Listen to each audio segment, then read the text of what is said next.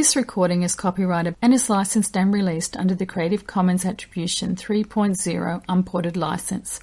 This recording is freely released for any personal use, including duplication and sharing in its entirety, and provided that it is not used for commercial sale or used in any context other than the educational context within which it was created, and that credit of its authorship is attributed to the copyright owners, with links back to the website www.mbraining.com.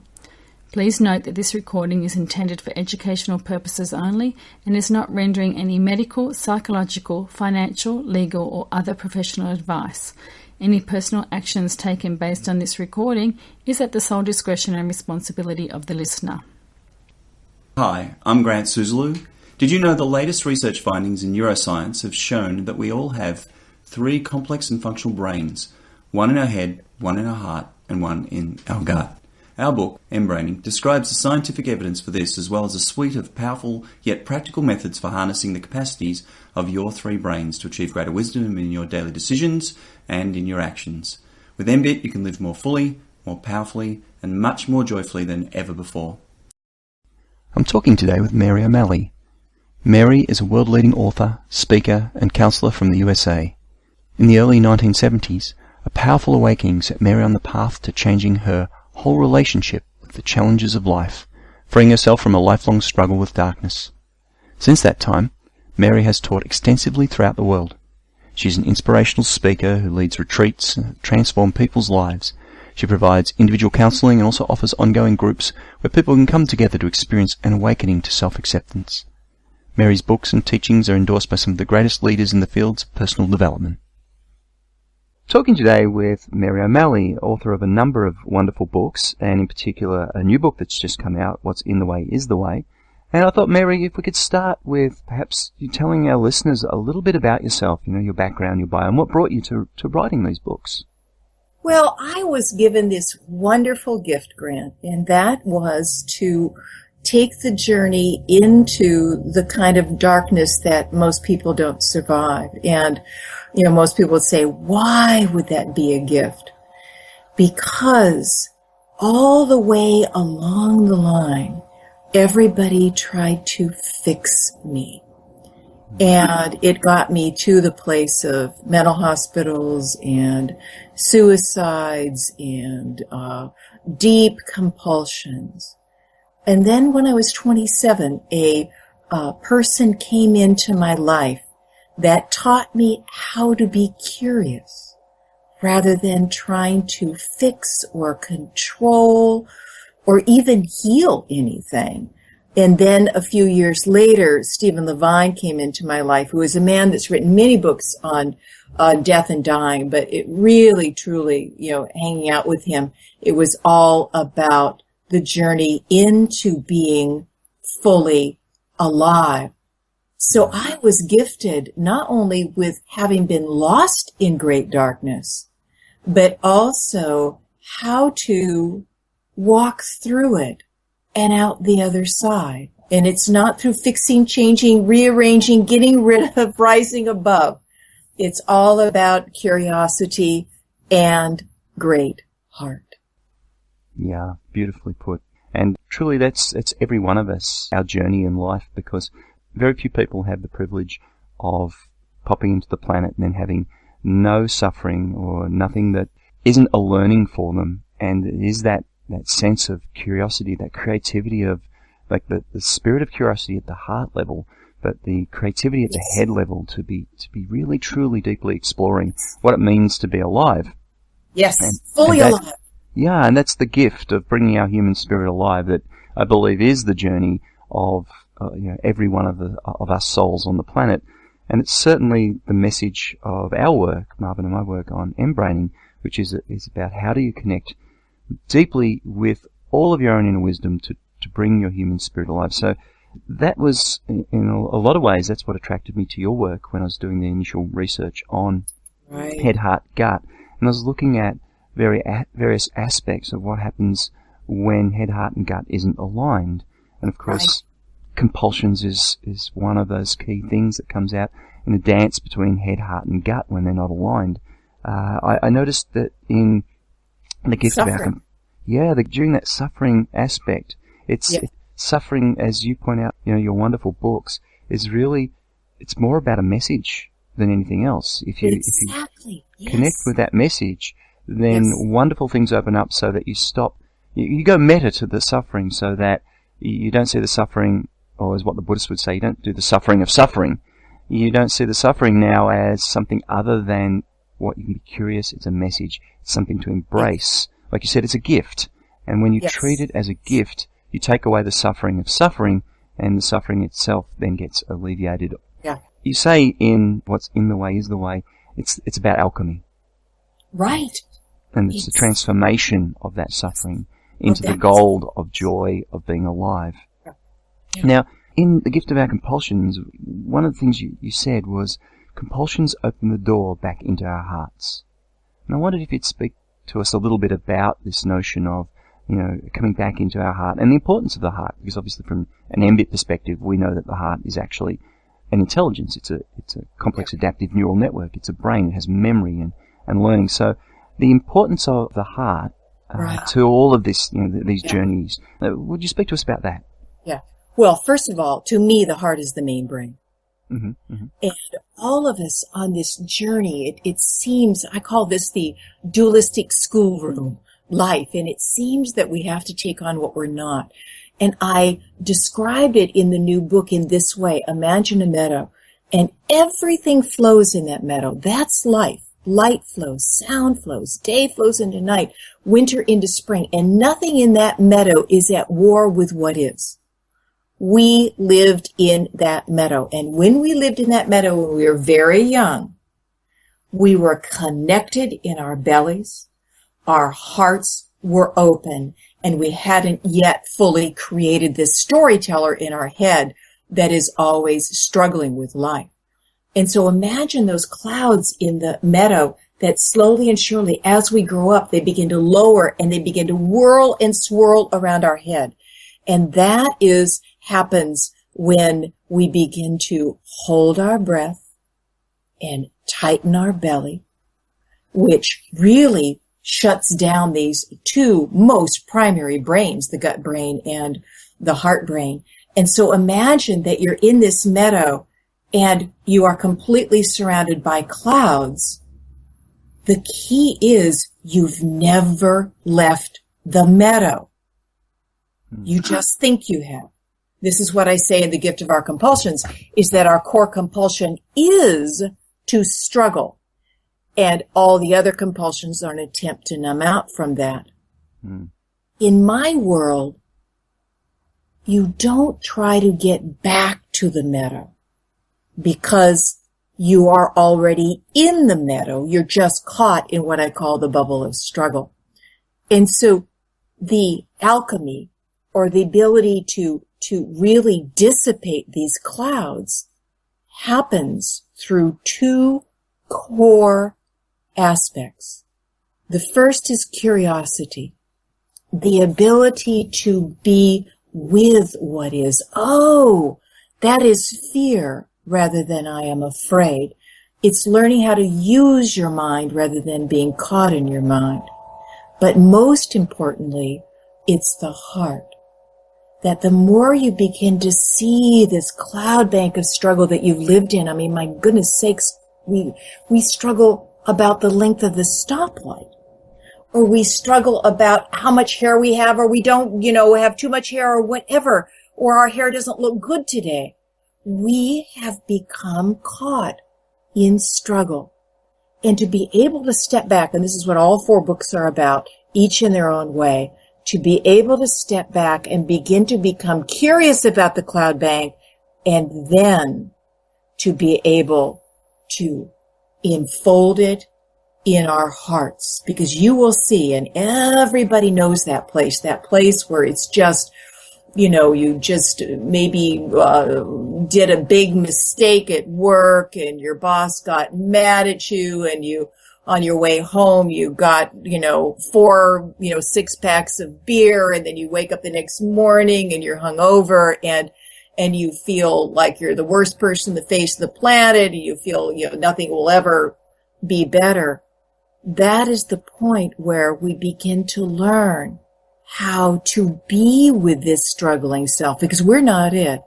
And you begin to see how young it is.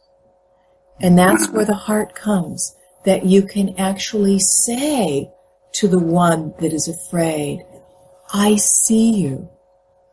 It's okay that you're here. So that the heart begins to touch this struggling self. I love that, and it fits so beautifully with MBIT and mBraining in terms of what we say about the core competencies and prime functions of these three beautiful intelligences that exist within us. And really there's a fourth and a fifth one, because there is the reproductive brain, that Byron Robinson, MD, highlighted in his book over 100 years ago, that he discovered both a gut brain and a reproductive brain. So we have the core of us, at the root of us, shall we say. The Hindus have known about these base chakras, but we have a sexual being that drives, the energies of ourselves, in which we have to come back to and accept and deeply love as well. Otherwise we end up with a lot of sexual compulsions. And the autonomic nervous system, which you speak to in terms of the breathing, the importance of the breath. Yes. So you talk about that quite a lot in What's in the Way is the Way, the importance of the breath and the cycle of the breath. You want to speak more about that? Well, there was a study done once of children, and all of them, when they went into preschool, were breathing their natural breath, which, if you watch your dogs and cats breathe, you'll see their whole trunk moves when they breathe. In fact, if you watch very carefully, at a very subtle level, the whole body moves, when they breathe. And when these children went into first grade, not one of them was breathing their natural breath. Yeah. That all the children had learned how to hold on to their breath. Why is that? How I say it is that we were raised by unconscious giants. When you really think that, if our parents were in this room with us and they were the same relative size to what we are now, their head would go, through the ceiling, and they would weigh 900 pounds. And we needed these people for survival. And yet they had left themselves a long time ago. And so they wound us. Even if they loved us, they wound us. And the two core wounds are invasion, and it can go all the way from, a mother that thinks that parenting is telling a child what to do, when to do, how to do it, where to do it, all the way to severe abuse and abandonment. It can go all the way from a parent that is overly busy to a parent that actually leaves. We were alone with these wounds. And one of the core ways we learned how to survive the depth of the energy, we call them feelings, but they're really energy that were moving through us. We learned how to tighten our gut and hold our breath and run away to our heads and start trying to be what we thought we should be. So all of this wisdom of the gut brain we get cut off from. And all of this wisdom, it wasn't safe for the heart brain to stay open and online. It just wasn't for most people. So much of awakening back into life and knowing the joy of being fully life is this re-embodiment. It's beginning to learn how to use your attention to actually come into your body and get to know how you hold. And this is where alchemy comes, that literally you can learn how to use your attention to actually dissipate the holding. You don't need to figure out where it came from. You don't need to understand it. You don't need to get rid of it. And you can actually dissipate this holding so these exquisite brains can come online again. So I work a lot with breath, because breath can not only bring you into your body, you begin to pay attention. I mean, there's some people that, years ago that I was working with that could hardly even close their eyes and notice their breath. Mm-hmm. That's because we were trained so much to leave ourselves. And so you begin to show people that their breath is this wonderful friend that can begin to be their biofeedback mechanism, and show them when they are up in their head in the struggling mode rather than the curiosity mode of the head. And you can begin to open it up, and you can learn how to breathe down into your body. And I can't tell you how many people over the years have said to me, oh my God, when I first started doing it, it was a little bit like trying to pat my stomach and rub my head at the same time. It was a little confusing. But when I reconnected with this natural breath, sometimes people would cry because now they are embodied. They are inside of themselves. They are opening themselves up from the inside out. So it's one of the greatest gifts we can give ourselves. And I think I talk about it in most every book. And then I also have a 2-part CD just on breath, because our world would be so different if people discovered how to pay attention to their breath and to relearn their natural breath.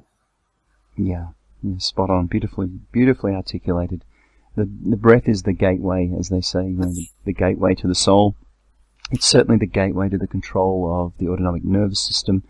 And the research over the last 5 years or so in neurophysiology has really shown that the autonomic nervous system drives the bus of the whole of the mind-body system. When you shift that autonomic mode, it's, from fight and flight or into the parasympathetic, which an over-parasympathetic dominance is depression. So that some people live in these chronic states from all of these experiences you're talking about, from that first day when your parent dropped you off at the school, right, or kindergarten, and you felt that you were abandoned. Right. You were put into a stressful situation with new and unusual things and demands, cognitive demands to start learning and performing. Yeah. And that is an abandonment. You have to harden your heart to have to cope with the emotionality of it. Yes. And hold state. And you learn to do that through holding breathing patterns and shifting your breathing patterns away from that natural even in and even out flow of the breath that balances up the autonomic nervous system, because the breath shifts the heart and the heart shifts the autonomic nervous system. So again, it comes back to the importance of the heart, that, as you were saying, the heart is one of the most vitally important of the neural networks in our body, because it directs so much, and we hold so much of importance there. Yes. Wisdom. It's wisdom. Mm. And, with HeartMath, they've shown that every time the heart beats, it sends out 7 different levels of information, and that every single cell in our body has receptors on the outside of the cells that is waiting for the information from the heart about how to be. Yeah. And so the intelligence in this heart is just so powerful. And then you look at how most people, they crawled into their mind when they were young, and education did a lot for that. I'm not knocking education, but it got us more and more cut off from this, of being connected to ourselves and connected to life. And most people crawl into a dualistic mind. And it's a mind that's all about good, bad, right, wrong. And all you have to do is look at the evening news to see where that leads. And it's war. And we have war inside of ourselves. When your heart begins to come online, and the breath is such a powerful way to bring it online, even just breathing in and out through your heart. We do this amazing breath practice. I lead retreats in Hawaii and Costa Rica, and in these beautiful tropical, where the sound of the birds are, we use our breath to not only open to life, but to bring life straight back into us through the heart. And my last retreat, one of the staff members said, I want whatever you guys were doing down there, because everybody arrived in their ordinary self and they're leaving radiant. Why is that? Because they came into a safe place where the mind could calm down, the dualistic mind could calm down enough that they could use it for curiosity, and the heart could open so people could feel this radiance, this aliveness. They could not only feel it, be this radiance, this aliveness that is our birthright, that cannot express itself when the mind is caught in dualism and the heart brain and the gut brain are shut down. Yeah. Shut down and or overreacting. Correct, yes. Because when the story starts, the head starts telling its stories, Yes. we can get lost in that incredible creativity of the head. But Yes. unless the creativity is directionalized through, as you say, something like curiosity, that's curious towards an outcome. The outcome is to truly connect back with life. Exactly. And that means so much, Grant, about how to connect with the cloud bank. We have tried. Get back to the meadow again. And imagine you're in the meadow and you're just covered in clouds and you're trying to get someplace. And this urge to get someplace is so strong that for thousands of years, the great teachers were all teaching about enlightenment. And this is how I started waking up in the 60s. Oh my God, we were going to kill thought and we were going to go to unending orgasmic bliss, because we meditated so many hours a day and so on and so forth. That's just more of this dualistic mind that says where I am is not okay. And if I just get there, everything will be okay. And it's not just, enlightenment. It's, if I win the lottery or if I get the right mate or if I change my mate or, whatever, and along that line. What's so important to get, because you've never left the meadow. You don't need to try to get back to the meadow. And so what needs to happen is that the light of your attention, of your curiosity, can literally dissipate the clouds. So you begin to recognize, there's this little ditty that came just in one fell swoop as I was writing What's in the Way is the Way. Life is set up to bring up what has been bound up so it can open up to be freed up so you can show up for life. So that anxiousness that has dogged you your whole life, or that shame or that loneliness, all that is are spells that, and I love the word spells, that you took on when you were young. And as you learn how to use this exquisite brain here to be curious about your reactive self, that then dissipates. So just a quick example. Part of the reason why I tried to kill myself 3 times was, and gained 97 pounds in a year, and was washing a lot of it down with alcohol and taking every drug I could get my hands on, was because of the experience of dread. Dread is the combination of something really horrible is going to happen, and I don't know what it is, and it's going to happen because I did something wrong. And it's an energy that would literally take me over. And the only thing I knew how to do with it was try to get away from it, try to numb it out. I think that's why we're such an addictive society. Then I was taught to be curious. And then I was taught to be spacious or compassionate. It takes a while to learn how to do it. That's why in the new book is a 10-week process that really can help you learn how to be curious and then spacious. And I began to be able to, rather than running away from the dread, falling into the dread, hating the dread, being ashamed of the dread, I started becoming curious about it.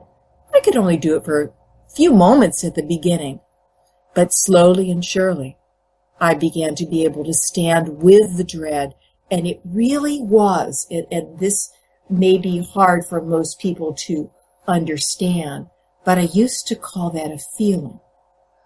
All it is bound up energy.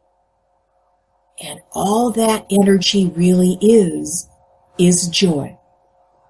And so dread became a doorway for me. The more I could stand with it, the more the heart opened, the more there was spaciousness around this dread. And it used to be 110% of my life. Now, it's still a part of me. If you put me in the right situation and I'm not feeling well and something's going along with my children, that state will come back. But it passes through very quickly because I can breathe into my belly. I can make space for it. I can be curious about it. And all that brings us back to the heart. Now dread is enfolded in my heart. So that's what I mean by alchemy. Beautiful. The thought that comes to my mind as you were saying all of that was that you no longer were dreading the dread. Beautiful. Yes. And once you loop the loop on yourself with dreading the dread, then you'll dread the dread of the dread. And then that way leads to nothing more than pain and further, as you said, further numbing, further compulsions. Yeah. Or compulsing, as I prefer to call it. So once you come to Yes. the reverse that came to mind as you completed the loop of your story was that you'd come to compassion for yourself and for the dread. For the dreading. And when you come to compassion, then all is okay. Then you can do calm abiding. Then joy, you come to that balanced mode of head, heart, and gut aligned through autonomic balance of all of your intelligences, adaptive, coming alive, and now you're in the information flow of life. The flow, yes. Yeah, the flow of who you are as a knowing system in the world of knowledge, because that is what the universe is. It's knowledge being made real into the world. And each of us is our own unique way of knowing. Yes, and as you say, in the meadow, with the fog around you, actually, all you need to do is open the doors of your perception. That's and it. start to see that you actually never left the meadow. Yeah. And what's more, you are the meadow. That absolutely. Yes. And yet we've been caught so long, Grant.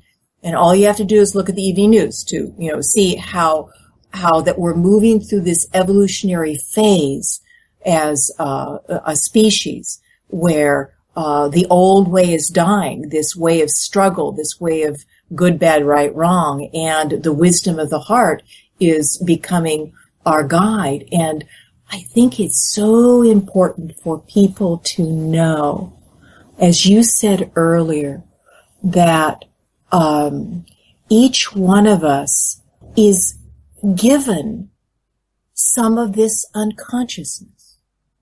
And I like to say our parents were just the delivery system of the unconsciousness that takes us down and down and down into the darkness, but then becomes the fuel for our awakening.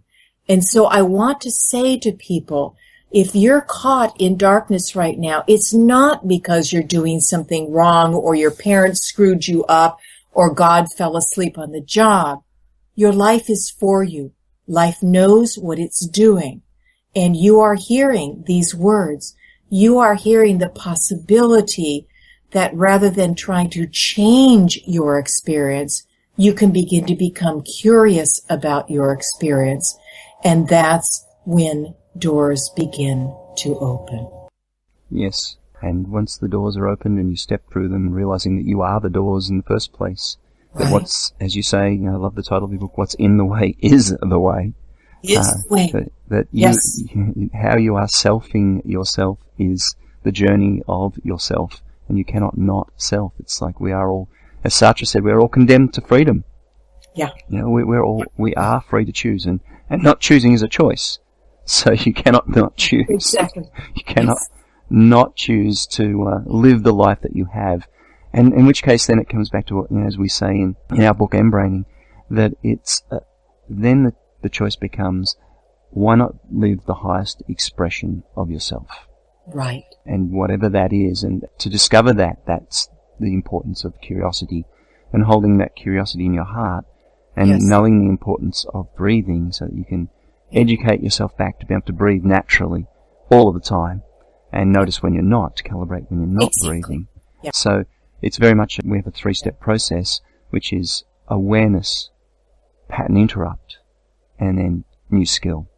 And that awareness, that attention, knowing that attention and how to open the doors of your perception, to notice with curiosity what's going on in moment by moment, so you can interrupt the old patterns in the neural networks, because that's what neural networks and brains are. They're patterning systems, right? So they build habits, they build patterns, and you need to, it's like a water running down a riverbed. You need to actually channel that in a new direction, or the water will continue to run down that old riverbed. But you can divert the river. And you can take the river of your life into new directions. Mary, there's a quote from your book, The Gift of Our Compulsions, which I thought would be great if you would speak to, and I think it kind of almost summarizes what was said so far, but I just wondered what it evokes for you now that you might want to share. He said, "It was never food I was hungry for. What I was really longing for was a deep, abiding relationship with who I truly am." Yes. Yes. Oh, I just got chills. Whoever wrote that was really good. Don't you love it when you read something or you hear something you wrote some time back and you go, wow, I didn't know I could write like that. Was that me? Yeah, that's what beautiful. we're all longing for, Grant. I don't care if you're trying to lose weight or get a mate or make more money or get a better house or become a better surfer or whatever. I don't care what it is. That's what we long for. And it's the meadow. And because we're cut off from the meadow and we don't know how to be with the cloud bank, our compulsion promises that it will bring us, just be honest with yourself. The next time that, you're wanting to drink something, you've had a hard day at work, or you want to start smoking again, if you watch very carefully, that part of your mind will say, oh, just smoke this thing or drink this thing or eat this thing, and you'll feel so much better. And the tricky thing is that for a very short period of time you do, but it's not the real thing. But the amazing thing now is that the compulsion then can begin to become your guide back to this real, true connection with life. There's a quote that I put on the first page of the first chapter of my first book called Belonging to Life, and it's from Joseph Campbell, the beloved Sarah Lawrence teacher who is now passed, who did many, many wonderful things around myths, and brilliant man. And this is the quote that he put on the first page of the first chapter of his book on myth. People say that what we're searching for is the meaning to life. I don't think that's what we're searching for at all. What we're searching for is the experience of being alive, so that our experiences on the physical plane resonate in our very innermost being, and we again know the rapture of being alive. That's what we're hungry for. We're hungry to be open to life. And most people are not even aware of that. There's this great quote by Alan Watts. No matter how many times you say the word water, it will never be wet. What we long for is the wetness of life. We long to have our mind, our body, our heart right here, right now. And we left so very long ago, and we've gotten lost in this world of struggle. But something's happening on this planet. More and more people are beginning to wake up out of this dream of struggle and see that their compulsions, rather than being their enemies, something they're doing bad or wrong, they can begin to use them as their guides. They can begin to see that there's something they're really longing for, and they can see so clearly it's not going to come through the compulsions. And this is where curiosity begins to get passionate in a way, because now, rather than being the enemy, they are our guides back to being fully alive. Beautiful. It's so very practical, so very easy once you start on that pathway. Right. The tools are, as you say, the planet is waking up and the information is out there. It's all coming together, and there's so many of us all saying the same thing, slightly differently, but also synergistically and supportively. Right.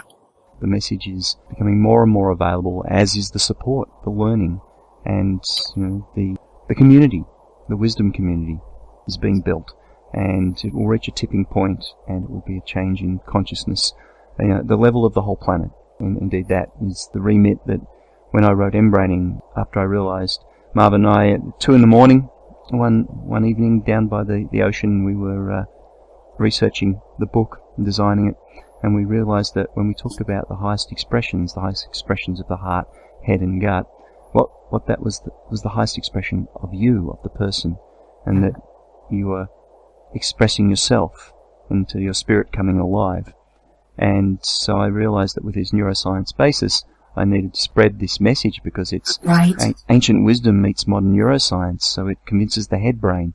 Beautiful. It speaks to the heart brain, and it moves the gut brain so viscerally to know that you can come back to yourself through the highest expression of yourself, through compassion, creativity and courage, and in that order. Yeah. So I recognize that we can now, with the tools that we have, with these wonderful technologies, that I'm in Australia, you're in the US, different time zones on a completely different side of the planet, and yet we can have this wonderful conversation recorded, and share it onto the internet, and billions of humans will have access to this wonderful wisdom that you're sharing for free. And we have these tools that we didn't have even 10 years ago to be able to do this. To do something like this would have cost a huge amount of money, time and effort. We'd have needed recording studios. I would have had to have flown in a plane. It would have taken, there would have been days to get a 1 hour recording. And now we can just quickly jump on a computer, connect together, and these technologies are amplifying what it means to be human. Yeah. And so if we directionalize that, use that curiosity, recognize that what's in the way is the way, that we don't have to actually fix anything. We just have to wake up, directionalize our attention, come back to ourselves through compassion, creativity and courage. And then what we create won't be a mess, because if you do that head brain creativity without it being guided by the compassion to want to add value or alleviate the suffering of others. And I really prefer that, compassion is about adding value into someone's life, because suffering is only suffering if you make it so. Yeah. As you said, we've been trained. We've been trained to look at it that way. And now life is offering us, another way. And to me, talking about, what's happening on this planet now, it's all about connection. It's becoming connected with ourselves. And then it is coming connected. And this is where the heart brain is so important, is that as you maneuver through your life, whether it's a grocery store clerk or somebody that is, driving erratically on the street or whatever, you connect with your heart. You don't divide with this mind that judges and so on and so forth. And I love science. So, and I've been a, closet studier of science for, a good deal of my life. And if you step back and look at this, the story of life in this universe, you'll see it's about this coming together. So it was the stuff that came out of the Big Bang that came together into this community called a hydrogen atom. Then other, and it's too long of a dissertation to describe how all the other elements were created, but then they began to come together into a community called a molecule.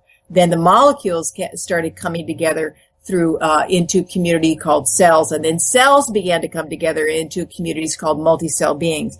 Now that evolution is happening in consciousness. And the more that you can develop curiosity and compassion, or I sometimes call it spaciousness, the more that you are then connected to yourself, You live from this aware heart. You become a connector as you move through your life. And I don't care, if you're driving down the freeway, you're not going to ever talk with these people, but you are leaving an energy there that is different than what is usually flowing down the freeways, in our countries. And so it's so important to get this, that we can really, truly, truly become a part of the healing of our planet. People sometimes say, isn't this selfish to focus on myself this much? And I say, oh my goodness, no, it's self-full. Because as you become this beacon of light, because all of your brains are online and working together, and this rapture of being alive, not all the time, but it. You can feel yourself at home, over and over again. You become a healing presence in the world. Yeah, so true, and so important, the message that true compassion and deep compassion for others starts with self-compassion. Yeah. If you cannot love yourself, then you don't even know what the reference structures are for loving. Yeah. And so how can you entrain love out into the world and send ripples of love out into the fabric of the universe if you're not starting at the very beginning, which is the generator that sends those ripples out, which is the love for self, the compassion for self, and then applying that through your creativity to create that love out into the world. Yeah. Yeah. And what you're saying is so important, Grant, because it starts with ourselves. But it's like, I have carved on my body with razor blades. I have tried to kill myself with pills. I have hated, been ashamed of, and been afraid of most every single part of me. Now that all of those parts are now enfolded in my heart, I am here to tell people that there is absolutely nothing inside of ourselves to be ashamed of or afraid of. This is just conditioning that was passed on down through the generations, and every single human being is doing, I don't care if you're a terrorist, every single human being is doing the best that they know how with the conditioning they have been given. We can make a difference in their lives by healing the darkness inside of ourselves. And as we say in mBraining, the heart leads. So, as you've just said so beautifully there, it's about coming from the heart, and coming from the heart in a positive space. So rather than coming from hatred, but entraining compassion, love, kindness, that spaciousness out into your own life and then out into the world. And from that, compulsions, etc., dissolve. Yeah. And what's in the way is the way, and we do get to move beyond struggle, and as you say in front of your new book, into the joy of being fully alive. Yeah. Beautiful. It's important to say here that when people first start hearing about the heart, they think, oh, that means I got to go love everybody. There's this mushy thing. Oh my God. The heart is so intelligent, and it's about listening. It's about allowing. It's about including. It's about making space for. It's about not judging. It is not just this, oh, I'm supposed to love people. We have to really understand the intelligence of this heart brain. And if you look at it in comparison to the unconscious mind where most people live, it's the opposite. The unconscious mind is this is not okay. I'm not okay. This is good. This is bad. I got the better religion than you. I got a better skin color than you do. I got a better country than you do. Oh my God, it's the youth of our species, and we're being asked to grow up out of that. Absolutely. Well, that was beautifully put, and I really have totally enjoyed this time together with exploring all of the ideas. I've enjoyed reading in your wonderful books. So if our listeners want to learn more about your work or hear more about your programs or get in touch with your new books and what's coming out, where's the best place for them to go to? Which is the best website? What's the best way to learn more about your work? MaryO'Malley.com. MaryOMalley. And no apostrophe.com. And that, shares all the books and CDs and retreats and so on and so forth. And then we have a website just for the new book. And it's just What's in the Way is the Way. And it's very exciting. It's being picked up by Sounds True and some amazing people like Stephen Levine and Jack Kornfield and Jeff Foster and Tara Brock have already endorsed it. So it's going to go out there in the world in a way that, as Jeff said, this message is medicine for the world. Absolutely. Absolutely. One of the key messages from our work is that if you want to make changes, you must bring calmness first.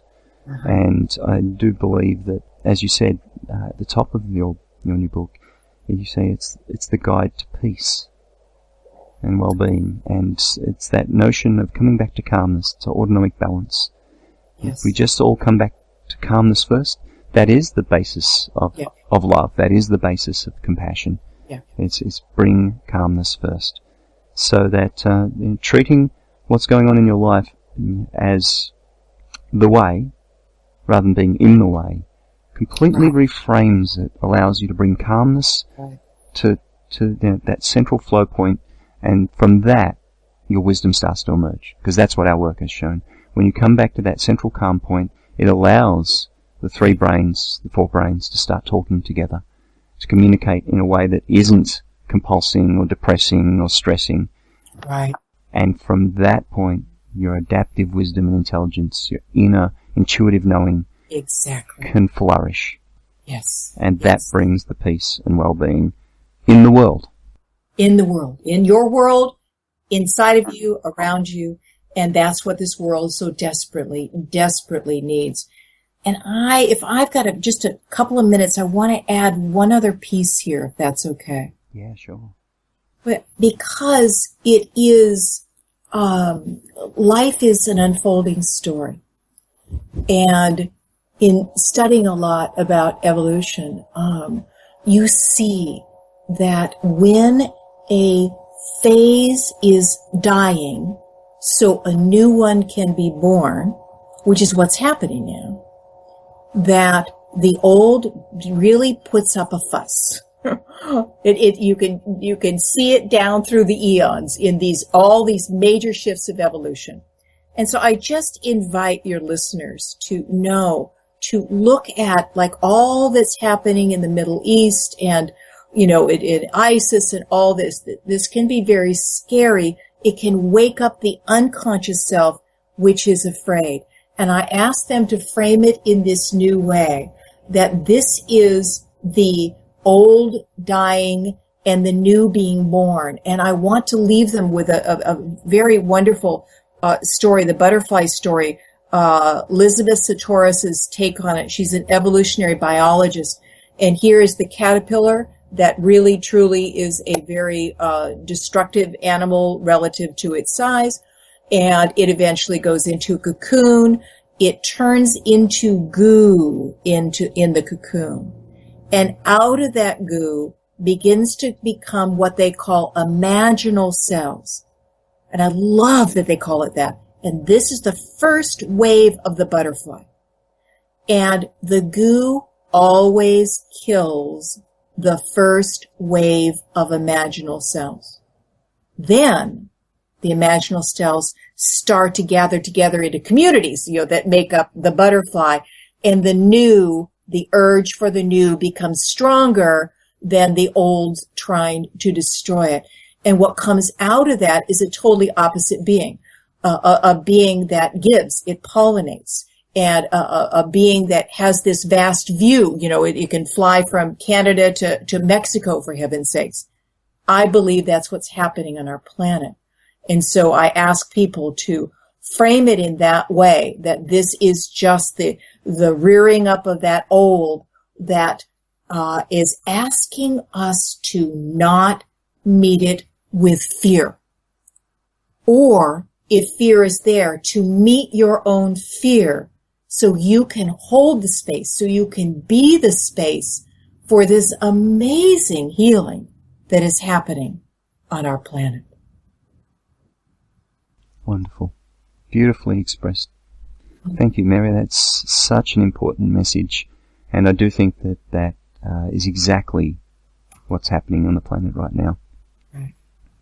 And one of the frames that we come from is it's about personal evolution, that we literally are evolving the neural networks of our multiple brains.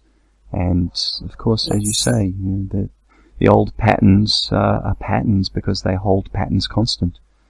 A patterning system that doesn't hold patterns constant and therefore fight newness wouldn't be a patterning system. It would be a chaotic system. So to install a new pattern, we will find resistance of the old pattern, to the patterning system, to a change. But once you reach that tipping point, once you get enough of these imaginal cells forming communities, suddenly the whole system reorganizes. And then that immune function of the system that's trying to fight the change gets aligned with the change. And now everything transforms. I'm just getting chills. And I think that's exactly where we're at now, with these wonderful communities, wisdom communities that are unfolding from your work, from the work of the various leaders around the planet. Yes. And they're all with one voice, saying the same message in slightly different ways, which is so appropriate from an evolutionary perspective, because you need a population distribution so that the environment can select that which is most successful. Yes. And that it all builds together to form a community, because we need the diversity. A strong community, from an evolutionary perspective, has diversity. So this is what we're building across the planet. We're in the middle of that, and any of that angst that's going on around us experiencing the shift, or the people that are fighting the shift, shall we say, that is the way. It's not in the way. It is the way. It's part of the process. Yes, birth is not neat and tidy. Having given birth twice myself. Exactly, and you don't want it to be. Neat and tidy would be the antithesis of the ability for evolution, because for evolution you actually need mess. Isn't that the truth? It so is.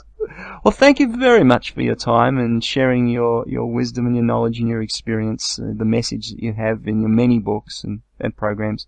I really appreciate it. I know that it's been quite some time that we've been wanting to do this interview, but you've been so busy with getting your new book out and sharing your work with the world that finding a time slot has taken us a while. But all good things come together in their own good time.